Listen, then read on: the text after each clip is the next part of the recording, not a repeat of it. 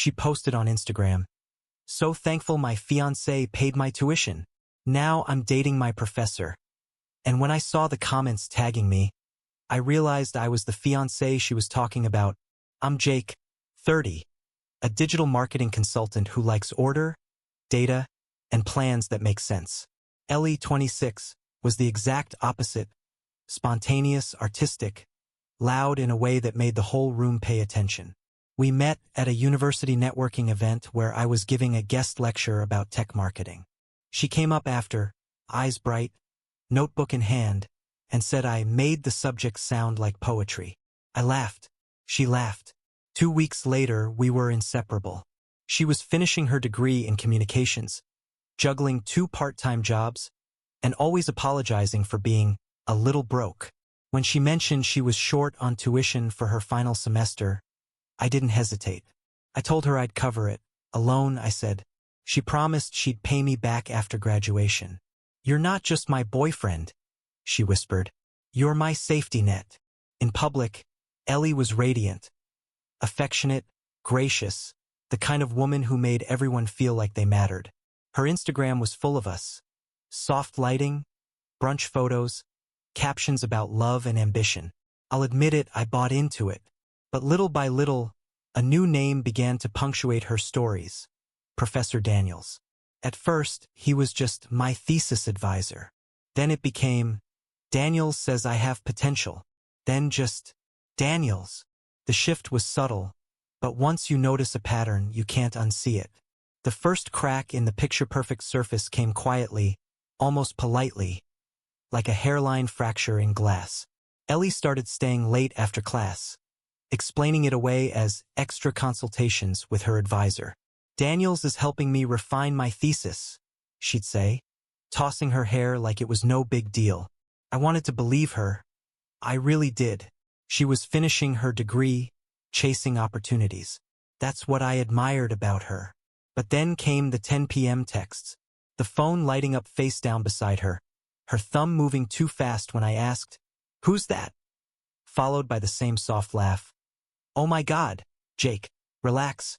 It's just career advice." Career advice apparently required emojis, late night thanks for believing in me messages, and hours of unreturned calls. I told myself I was being paranoid, that she deserved mentors, that maybe I was being controlling. Except it wasn't just the texts. She started quoting him. "Daniels says the industry is changing so fast. Daniels thinks I should do my master's abroad. Daniels told me I have a gift for strategy." Each mention chipped away at something in me. Not because of jealousy, but because of how her tone changed when she said his name. Warm, admiring, intimate. The moment that turned suspicion into certainty happened at my buddy Nate's birthday dinner. We were all there, old college friends, partners, co-workers. Ellie was glowing, as always, holding court at the center of the table, telling some story about her presentation that had everyone laughing. Then she raised her glass. "To Professor Daniels," she said brightly. "If it weren't for him, I wouldn't even be finishing my degree. He's the only one who really believes in me." There was a ripple of awkward laughter. Nate's girlfriend glanced at me. Someone whispered, not quietly enough, "Isn't Jake the one who paid her tuition?"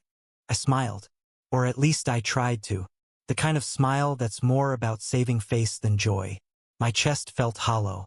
I stared at my drink until the moment passed, until she kissed my cheek and said, "What's wrong, babe? You're so quiet tonight."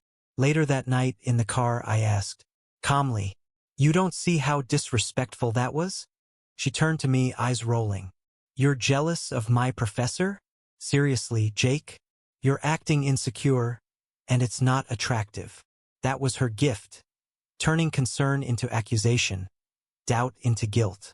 Somehow, I ended up apologizing by the time we got home. After that, things shifted. She started keeping her phone on silent. She said she was busy networking more often.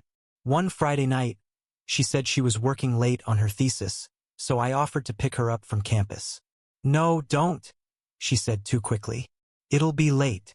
I'll just grab an Uber." The next morning, she came home wearing a hoodie that wasn't hers. It was oversized, gray, with a small embroidered university logo, Daniel School of Business. Where'd you get that? I asked lightly. Oh, this? She said, pretending to just notice it. Lost my sweater in the lab. Daniel's had a spare one. Something in her eyes flickered, then vanished. The following week, I got an email, a university newsletter. It featured the graduating class and a photo of her standing next to him. His hand was on her shoulder. Too familiar, too possessive. Her smile, that wide, adoring smile, wasn't for the camera. It was for him. I started pulling back emotionally, not out of anger, but self-preservation. I didn't text as much. I stopped asking about her classes. She noticed. You've changed, she said one night, sitting cross-legged on the couch, arms folded. You used to be supportive. Now you're cold. I'm still supportive, I said. Just not of you pretending someone else is the reason you made it. Her face hardened. You know what your problem is? You want credit for everything. For paying my tuition, for believing in me, for being the perfect boyfriend. Maybe Daniels just sees me for me, not for what I owe him. That line stayed with me. For what I owe him. It wasn't about gratitude anymore. It was about control, or at least that's how she wanted to frame it. A few days later, I found a receipt in her purse. Dinner for two at La Noria, a high-end restaurant near campus. Date. The same night she said she was at the library. 2 entrees, 1 bottle of wine, $142. Signed in her handwriting. When I asked about it, she didn't even flinch. We were celebrating the completion of my draft, she said. He's my mentor, Jake. Don't make this weird. I didn't argue. I just nodded, filed it away quietly, like evidence. Because by then, I'd learned that Ellie only respected silence. Not words, not emotion, but stillness. And somewhere deep down, I already knew I'd need every ounce of that silence for what was coming next. 2 weeks later, a Sunday morning that began like any other turned into the kind of moment that splits your life into before and after. I made coffee, scrolled through my phone, half awake, until I saw her name. Ellie Johnson posted a new photo. The image hit me first. Her sitting on a stone patio, sunlight on her face, holding a glass of champagne. Beside her sat Professor Daniels, his hand casually draped over hers. And the caption, written in that same syrupy tone she used when talking about manifesting your destiny, read, "So thankful my fiancé paid my tuition. Now I'm dating my professor, 2 hearts, #new beginnings, #blessed, #manifesting love." For a few seconds, my brain refused to process it. Then came the flood, the notifications, the comments, the tags. Wait, isn't this Jake's girlfriend? No way, skull, she really said that? Professor Daniels won the final exam. Hundreds of likes. Dozens of laughing emojis. People thought it was funny, clever, even. I didn't. My hand was shaking as I tried to call her. Straight to voicemail. Tried again. Blocked. I opened messages, the chat bubble gray. No delivery. Checked Facebook. Blocked. Instagram. Blocked. WhatsApp. Blocked. It was like she'd erased me. A digital execution. I sat there staring at her post, at the smiling faces, the champagne, the comments. Every tag felt like a dart thrown at my chest. Someone even wrote, "Damn, isn't this the guy who paid her tuition?" Tagged my handle, then added a laughing emoji. I closed the app and just sat there in silence. My heart wasn't breaking, it was disintegrating, one notification at a time. That afternoon, I drove to campus. I don't know what I was expecting, closure, maybe. Some part of me still hoped it was a misunderstanding, that she'd come outside and say it was a joke. Instead, I found a flyer on the university's bulletin board, glossy, proud, professional. Ellie Johnson, PR intern at Aurora Media, mentored by Professor Daniels. The same man who'd called her gifted, who'd believed in her, now had her working under him and posing about it online like some trophy student. As I stood there, a couple of students walked by. One whispered, not even trying to hide it, "That's her ex. The guy who paid for her degree." Then laughter. Quick, cruel, contagious. You know how humiliation doesn't really feel like pain. Not the sharp kind, but more like heat rising from the inside out. That's what it was. My ears burned. My jaw locked. My vision narrowed. I wanted to disappear, to become something invisible and inhuman so I wouldn't have to feel it. But instead, I just nodded to myself and walked away. The next few days were a blur of messages and silence. Friends sent screenshots of her posts, her smiling at some faculty dinner, her hand resting on Daniel's chest, hashtags about power couples, and mentorship turned partnership. My phone became an evidence folder I didn't want to open. One night, my best friend Nate came over. He put down 2 beers and said quietly, "Man, she really did you dirty." I laughed. Not because it was funny, but because it was absurd. "Yeah," I said. "Guess I funded her love story." He looked at me for a long time. "You're not going to say anything?" "What's the point?" I said. "Everyone already picked a side." But that wasn't entirely true. I wasn't staying silent out of nobility. I was silent because I knew if I spoke too soon, if I reacted out of humiliation, I'd only make myself look smaller. So I stayed quiet. I deleted social media, stopped answering messages, threw myself into work. But at night, when everything else was still, I'd replay her words in my head. The way she used to say, "You're my safety net." Turns out she wasn't lying. I really was her net, and she climbed right out of it the moment she didn't need it anymore. 2 weeks later, I went back to campus again. Not to see her, but to drop off a box of old textbooks for donation. As I passed the faculty parking lot, I saw Daniel's car. It wasn't the car that got me. It was the vanity plate, de-inspire. In the passenger seat sat Ellie, laughing, drinking from a takeaway coffee cup, wearing a necklace I'd bought her for Christmas. They didn't see me, or maybe they did. It didn't matter. I walked past them without slowing down, each step feeling heavier than the last.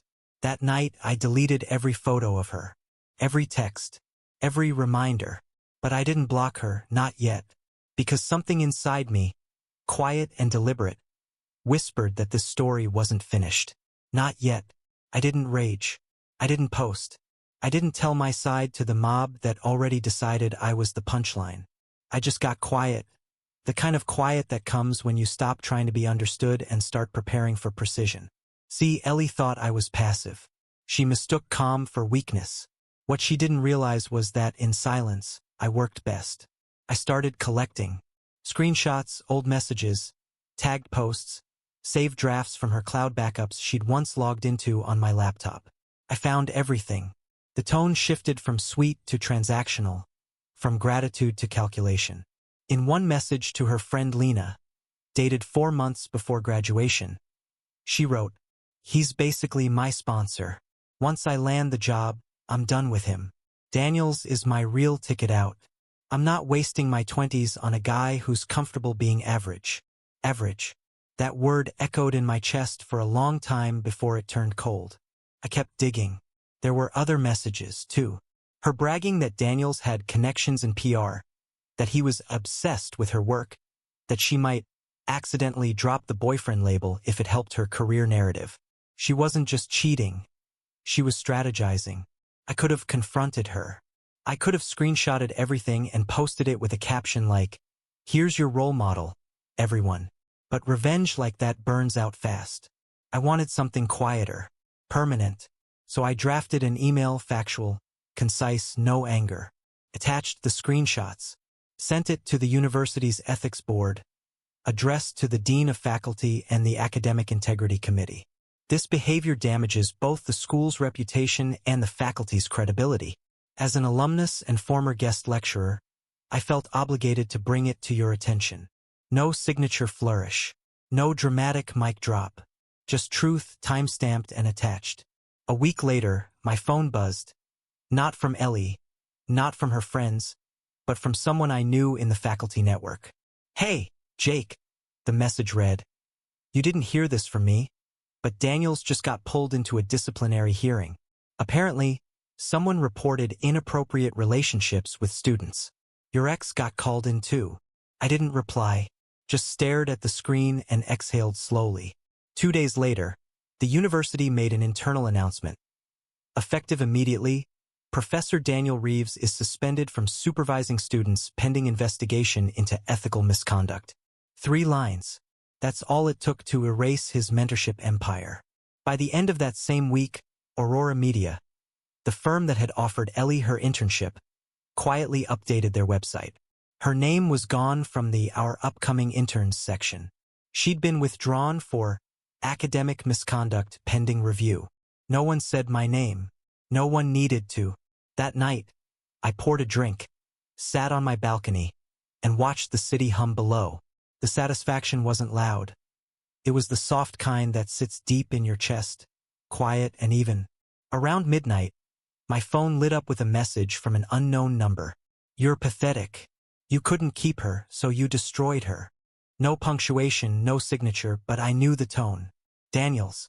Maybe her. Maybe both. I took a screenshot, added it to the folder marked evidence, then blocked the number. It wasn't about revenge anymore. It was about balance. About putting the scales back where they belonged. A few days later, I heard from Nate again. Dude, you're not going to believe this, he said, trying not to laugh. Ellie posted a Notes app apology.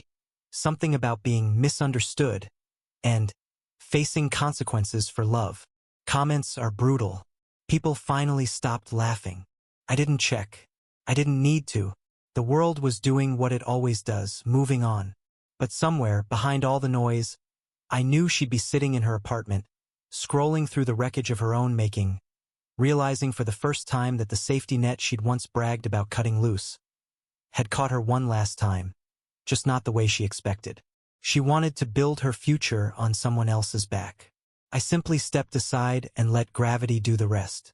Then came the part one knew was inevitable, the backlash. The public always loves a villain, and since Ellie couldn't play the heroine anymore, she made me the monster. It started small, a few snide posts on her friends' Instagrams, vague enough to avoid naming me but sharp enough to cut. Some men can't stand seeing a woman succeed. If you can't be part of her growth, don't destroy it. Then the direct messages started. You ruined her life. She just fell in love. You destroyed her career out of jealousy. You were always controlling. Now you're proving it. The irony was almost poetic. I'd never even raised my voice to her. Never once gone through her phone. Never dictated where she went or who she saw. My sin, apparently, was refusing to subsidize her lies quietly. Then came the email from her mother of all people. I hadn't spoken to her since the early days, when she'd called me the kind of man a mother dreams her daughter would find.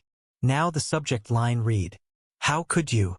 Jake, my daughter cries every night. You've destroyed her future over a mistake. She's young, she's human, and you're supposed to be the mature one. I hope you can live with yourself. Linda." I stared at the message for a long while. My hands hovered over the keyboard. Then I typed my only reply. Your daughter doesn't cry, she calculates. She played the wrong game this time. And hit send. The next morning, the Whisper network turned into a roar. Word had spread around campus and the local social scene. People who'd once fawned over Ellie now kept their distance, but not out of loyalty to me, out of discomfort. No one wants to be next to a scandal unless it benefits them. I dropped by campus one last time to guest lecture. The halls felt different, brittle, buzzing. Conversations stopped when I passed. And then I saw her, Ellie, walking across the atrium in oversized sunglasses, indoors, clutching a coffee cup like armor. Her posture wasn't proud anymore.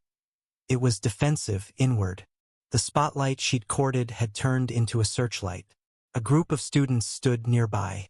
One whispered, "That's her." Another said, "Yeah, the professor thing." Someone else muttered, "She really messed up." Ellie kept walking, head down. For a moment, our eyes almost met. Then she turned sharply and disappeared down the corridor. That same week, Professor Daniels quietly resigned. The university's statement was sterile, personal reasons, but everyone knew. His once bustling office was emptied out overnight. His nameplate removed. Just another ghost in academia.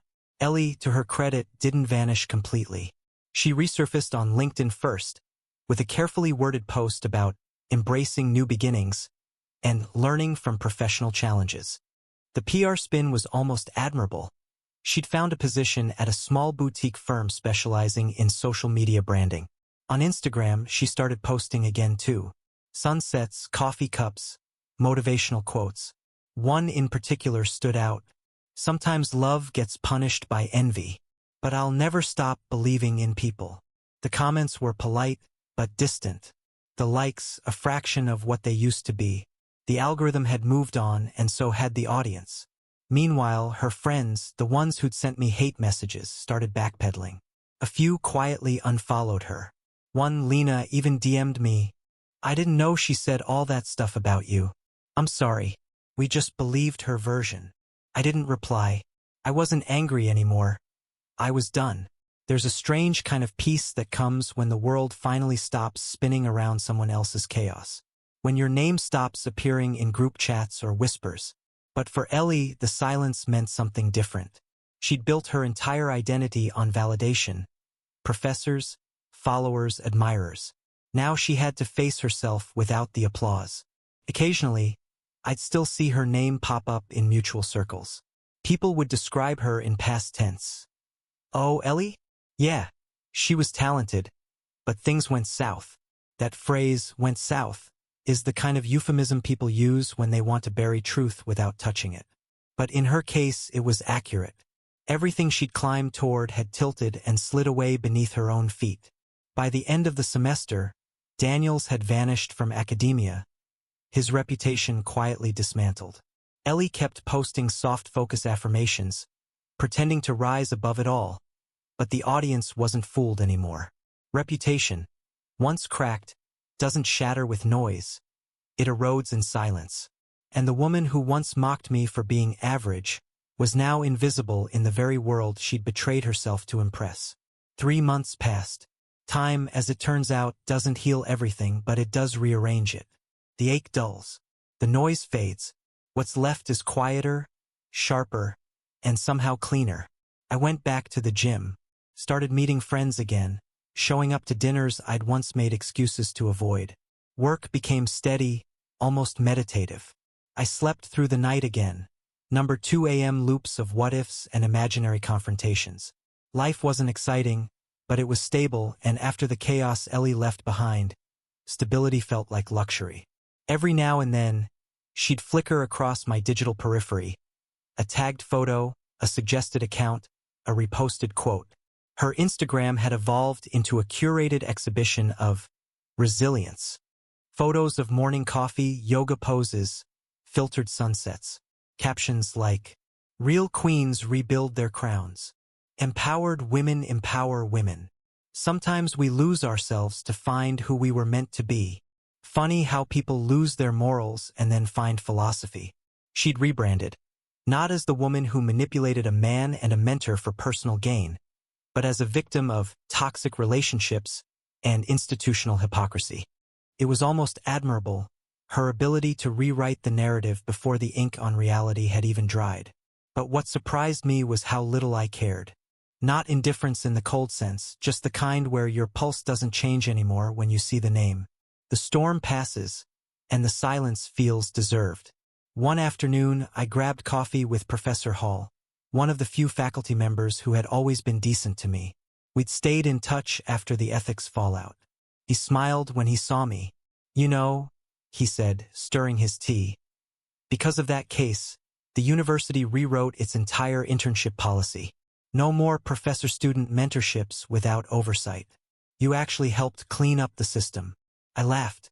I wasn't trying to start a reform movement. I just wanted some self-respect back.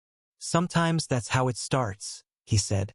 "One person draws a boundary, and the whole place realizes it needed one." That line stayed with me. If Ellie had simply said, "I want to focus on my career," I would have helped her pack, wished her well, maybe even sent a congratulatory message when she landed the internship. But instead, she chose spectacle, public humiliation as a shortcut to liberation. She didn't want honesty. She wanted an audience. In the end, she got one, just not the kind she imagined. I don't hate her. That's the strange part. There's nothing left to hate. Hate needs energy, and she's not worth the electricity. She taught me something useful, though, something I should have learned years ago. Kindness without boundaries isn't compassion. It's self-sabotage. When you give endlessly, people like Ellie don't see generosity. They see supply.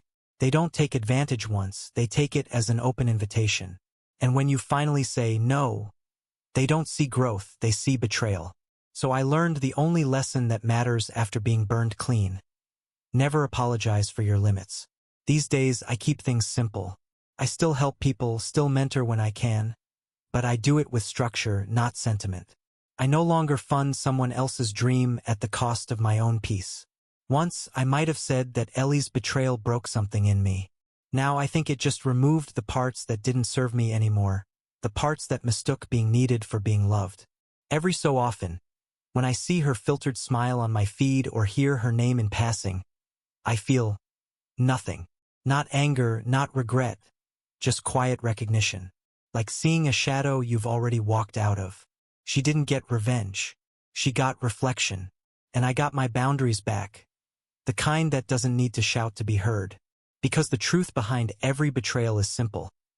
Some people come into your life not to love you, but to reveal what love isn't. And that's a lesson worth every scar.